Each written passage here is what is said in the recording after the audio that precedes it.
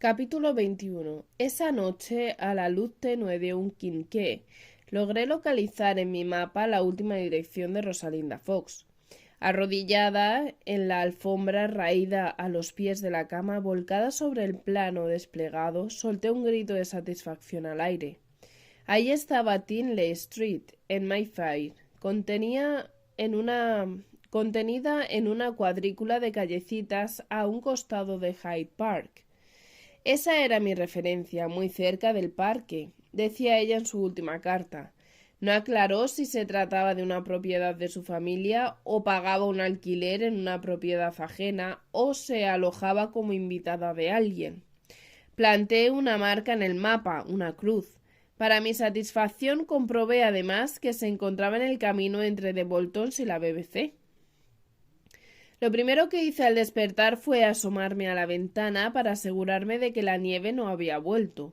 A través del cristal vi el mismo cielo ceniciento de la mañana anterior, pero de él no caía nada, la señal de que podía ponerme en marcha. Aún sin exceso, me arreglé con un mínimo de esmero. No iba a asistir a ningún evento especial, pero me dirigí a sitios concretos, a hacer cosas concretas dentro de una ciudad por fin transitable, y eso ya marcaba una diferencia en el enclaustramiento que acumulaba. Dentro de mi escueto vestuario opté por lo más presentable, un pantalón de cheibot, un jersey claro y un abrigo color borgoña, el único de mi refinado ayer que había cabido en la maleta. Me maquillé además levemente. Puse orden en mi melena y me anudé alrededor del cuello una bufanda de lana egipcia. Olivia me recibió en la mesa de desayuno con un gesto entre lo apreciativo y lo suspicaz. Bien podría haber recurrido a ella para que me ayudara con mis gestiones. Al fin y al cabo se trataba tan solo de cuestiones nimias. Intentar localizar a una amiga y recorrer un envío imprevisto, pero preferí funcionar por libre. Aunque me perdiera y me confundiera y tardara en encontrar mi destino. Ya iba a encargarse ella del ingrato asunto de la pensión de Marcus. Con eso era suficiente. Del resto de mis quehaceres prefería no hacerla partícipe. Necesitaba un mínimo de intimidad, salir por un momento de su esfera.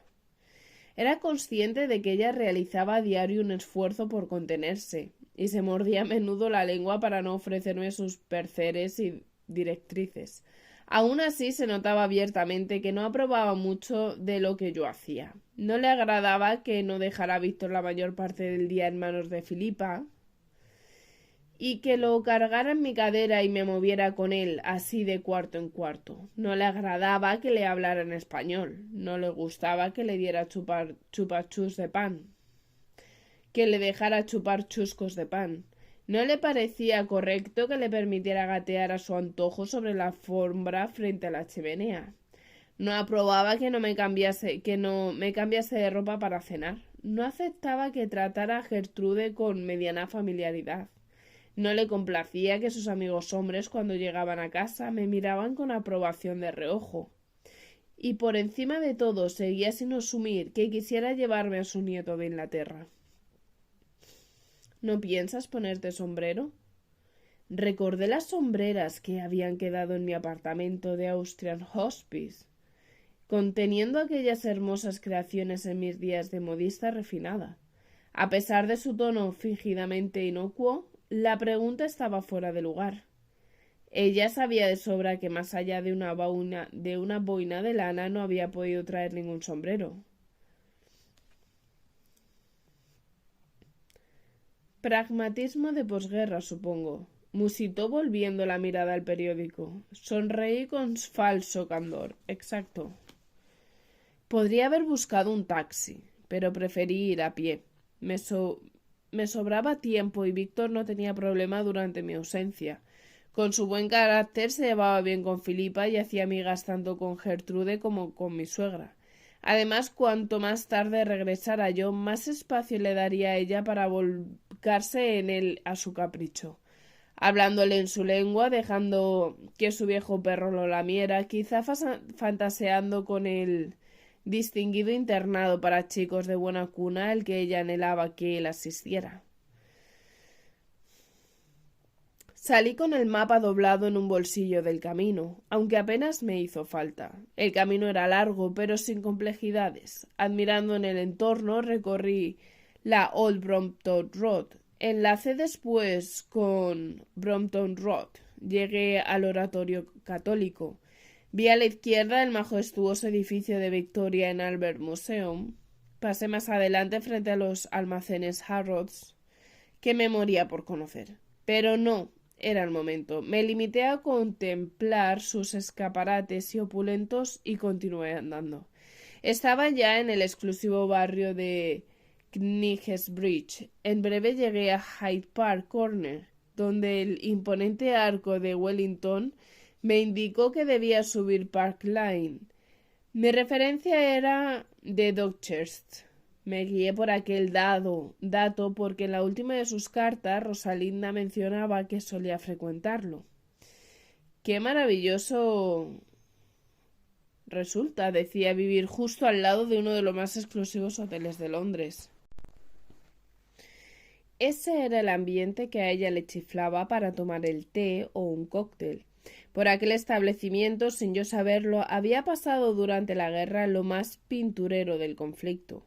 El presidente americano Eisenhower, junto con su secretaria chofer amante, durante el desembarco de Normandía.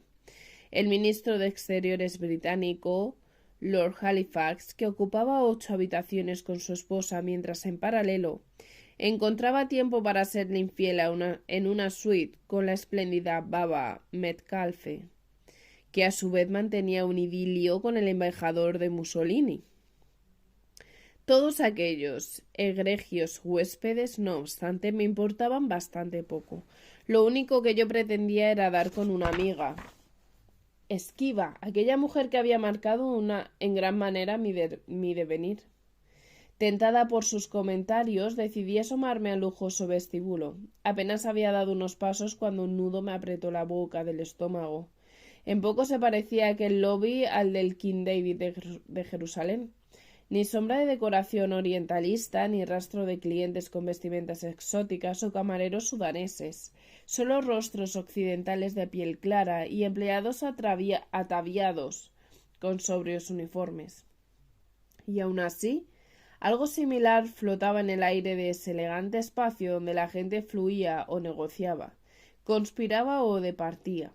Hombres de negocios tratando con sus iguales, triunfantes turistas americanos, grupos de señoras elegantes que charlaban sosteniendo boquillas de marfil entre los dedos. Quizá algunos discretos agentes de inteligencia atentos ya a la inminente Guerra Fría. Y aquí o allá, saliendo de un ascensor, compartiendo un desayuno tardío o consultando algo en el mostrador del concierge.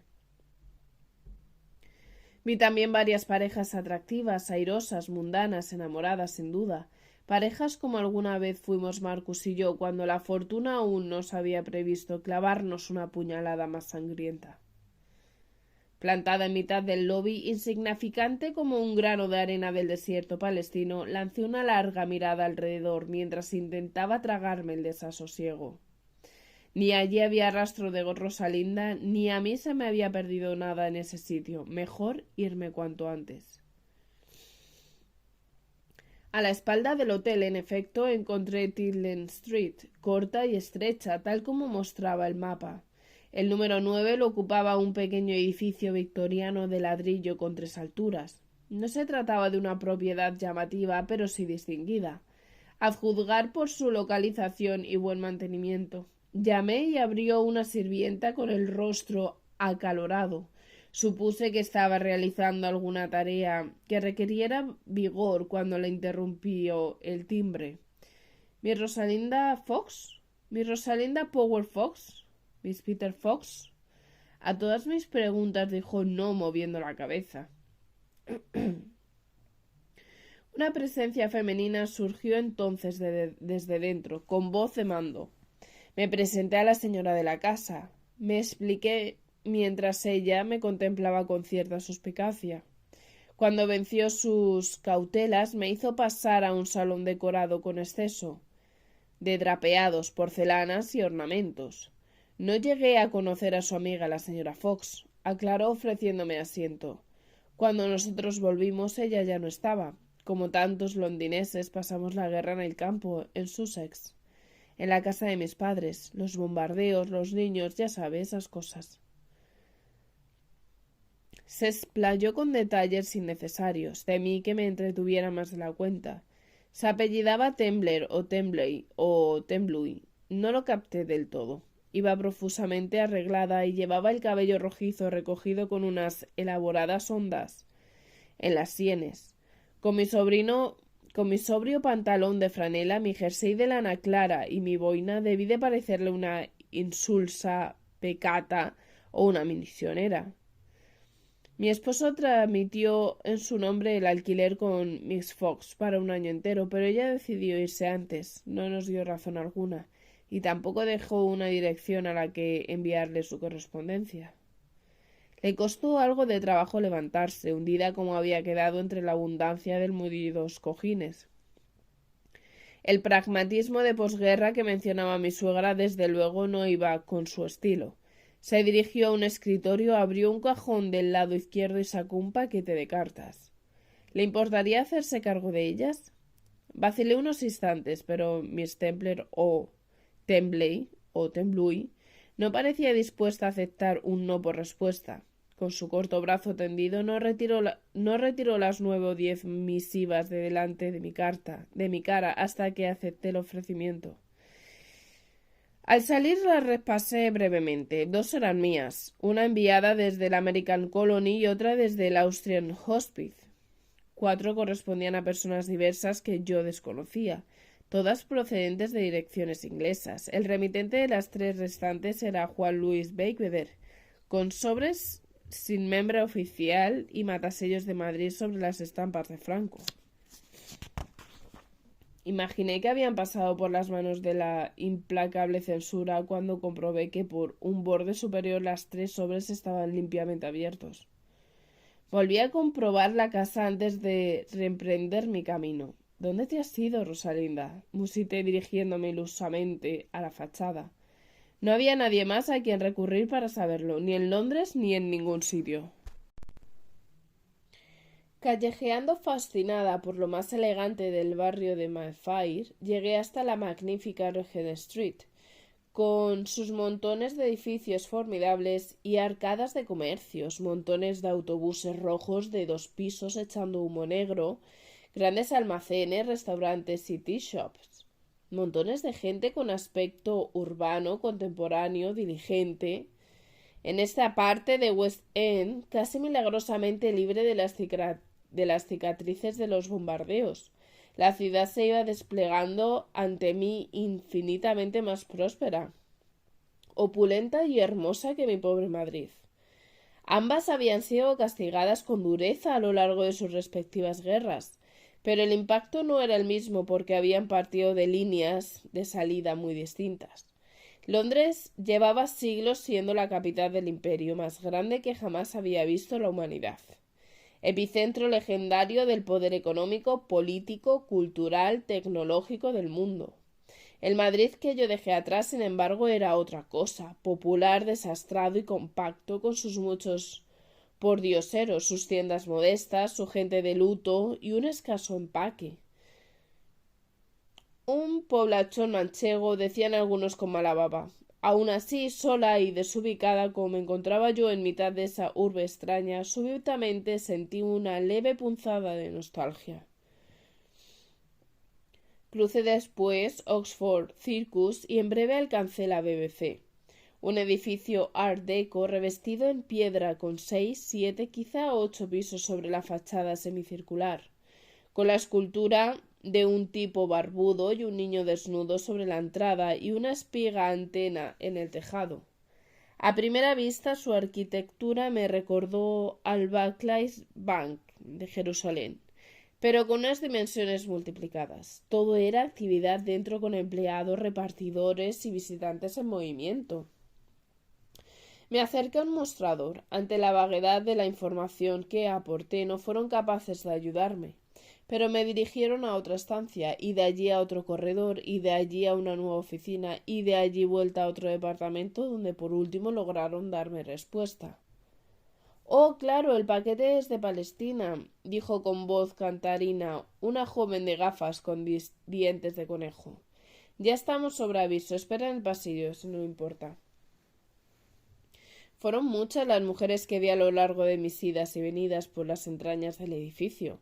En numerosas ocasiones parecían ocupar puestos administrativos, pero había otras en posiciones distintas.